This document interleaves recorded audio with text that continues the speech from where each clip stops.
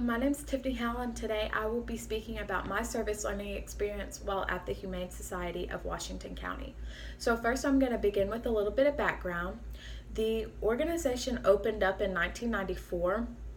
This organization does not receive any kind of public or government funding, so most of their funding comes from fundraisers, private organizations, as well as community donations. I would say that the Humane Society of Washington County serves a population of low to middle income families and individuals. Problems that these people would face within the community would be substance abuse, poverty, spousal conflict, and even homelessness. I know in one case a man had came in while I had been working one day, and he expressed to one of the supervisors that he was going to be staying in a homeless shelter, but this shelter did not permit care for his animal, and he had no friends or family who could care for the animal. So his best bet was to just surrender his dog to the Humane Society. And I would say that this is a unique aspect because it really just provides care to those animals, as well as relieves a lot of stress and worry and concern off of owners who cannot provide that care for their animals. So I decided to do the visual aspect of this assignment by creating a small photo album of some of the tasks that I had while at the Humane Society. These tasks really allowed me to perfect my communication skills, which was a huge problem that I had while first working there at the Humane Society. I had troubles communicating with my supervisors as well as other volunteers at the Humane Society. So any advice that I would give to other students would be to really hone in on your communication skills, because that's just a part of life, really, is always working and perfecting that skill professionally and in your personal lives too. So some of the tasks I had, I'll begin with this photo. My first photo is a bottle of Parvo mixture. This is a solution that we use to clean basically anything that the animals come in contact with. So we use it, we spray it on their bowls, their kennels, their carriers, as well as litter boxes even.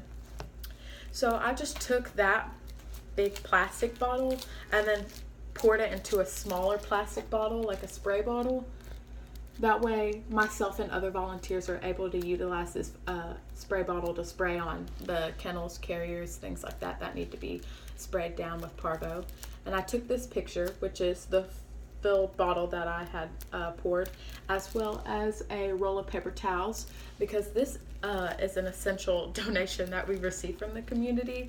Actually, a lot of people will donate things like bedding and food, but they also donate like toiletries, so toilet paper and paper towels even, which is a huge help because I have gone through a lot of paper towels while working there at the Humane Society.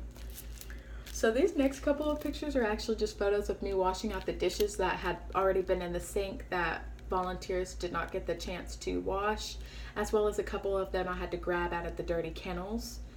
So I just washed them out, as seen in these couple of photos too.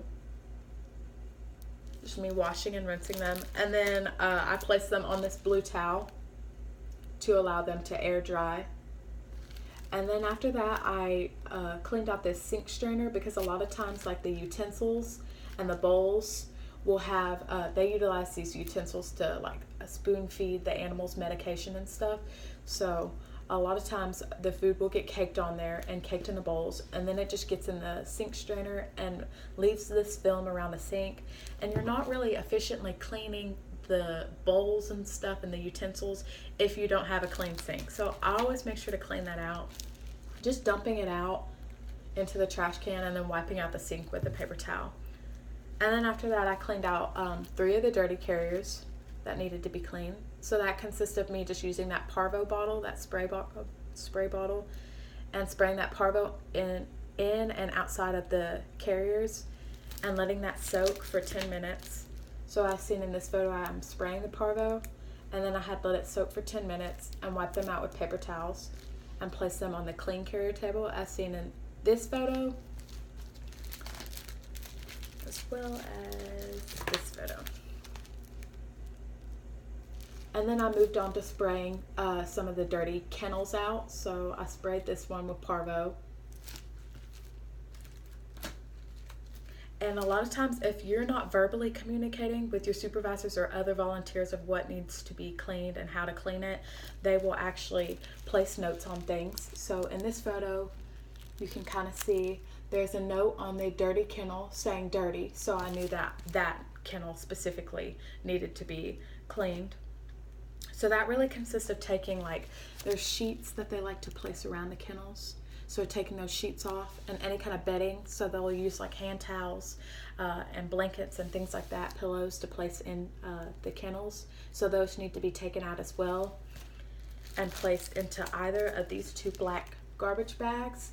These signs on the wall are just stating what this area is, which is the dirty laundry area. And really any kind of dirty laundry goes in there. Besides anything that might have like fecal matter or throw up on it, then those will just go thrown away into the garbage can.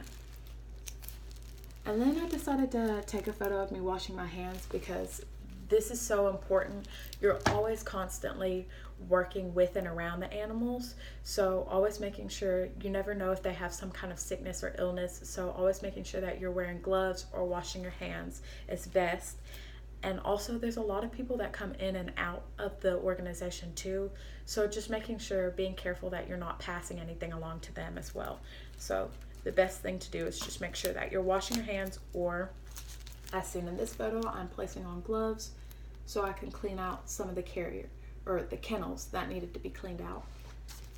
And that really consisted of me taking the shop vac and vacuuming them out because there was a lot of dirty litter caked at the bottom of the kennels. And then there was also food, cat food, that had been caked at the bottom too. So I needed to vacuum that out with the shop vac as seen in this photo. And then I sprayed Parvo in and outside of all of the kennels, all three of the kennels aligned on this wall. And while the Parvo was soaking on there for 10 minutes, I went ahead and cleaned out one of the litter boxes that was in the kennel. So that really just consisted of me dumping out the dirty litter into this trash can as seen below me, and then spraying it with Parvo, wiping it out, and placing it into the dirty litter box room as seen in this photo. I'm placing it in there, and then I just stacked it on other dirty litter boxes. That way other volunteers and supervisors who come in know that these need to be washed out with soap and water. And then the next three photos are just like this one. And then these two are just me wiping out the kennels that had been soaked in Parvo. So that way they're efficiently clean. That way they're able to place other animals in there. And then this photo is just a photo of the dog, one of the dogs that had been surrendered there that day. Me and my supervisor actually got the chance to take him to one of the foster homes over the Thanksgiving holiday because he was one of the animals that had a strict diet. So we dropped him off at the foster home and we provided food, the specific food and amount of food that he needed, as well as medications that he had to take every couple of hours. So really, I believe that I made an impact on the community just by working with others to provide that help for other people in the community. That way they're able to help themselves. So really, I just want to take the time to thank my supervisors at the Humane Society as well as other volunteers I worked with, and thank my professor for this opportunity. It really allowed me the chance to become more empathetic and place myself in other people's shoes who are in the community and think, well, what if that was me? What would I do? Instead of just, nonchalantly blowing it off, now I'm able to really critically think about things that happen within the community. So I want to take the time to thank everybody who's been a part of this. Thank you.